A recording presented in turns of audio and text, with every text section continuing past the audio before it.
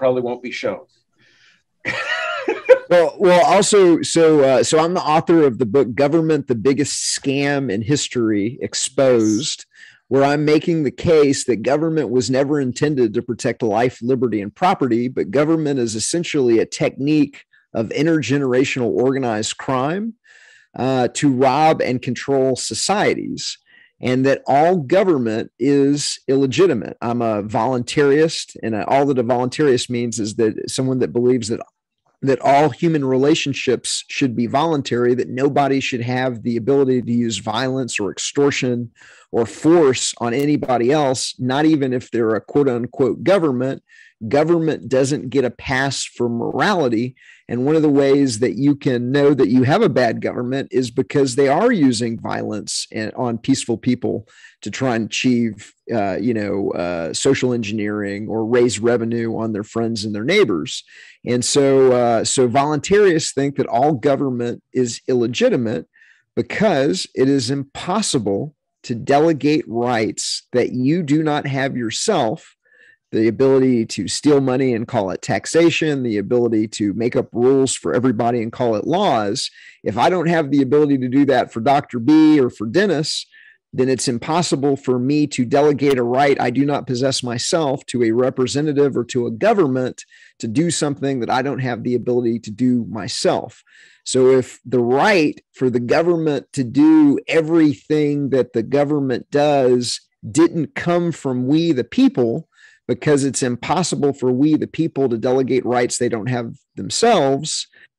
if it's impossible to be bound by a social contract that you didn't sign, and if it's impossible for Dennis and myself to rob Dr. B just because there's two of us and one of him, and we vote in democracy that he has to give us all of his money, if that would be illegitimate if there's just three of us, then it doesn't matter if there's four of us or 250 million of us. You can't, no magical additional person makes something that is immoral and illogical now moral and logical just because the majority of people, the mob, wanted to, rob Peter to pay Paul or vote to lynch black people. Just because the mob outnumbers its victims, it doesn't make that desirable. And so government has been the biggest scam in history, and they've been getting away with it because they control the government and the media and academia. And so what we're exposing in the book, Government, the Biggest Scam in History, is really the playbook of how governments use control of the media and control of education to indoctrinate the population that government is legitimate, desirable, and necessary before you're old enough to really evaluate the logic and the morality of that claim. And so that's just a little bit about me, but the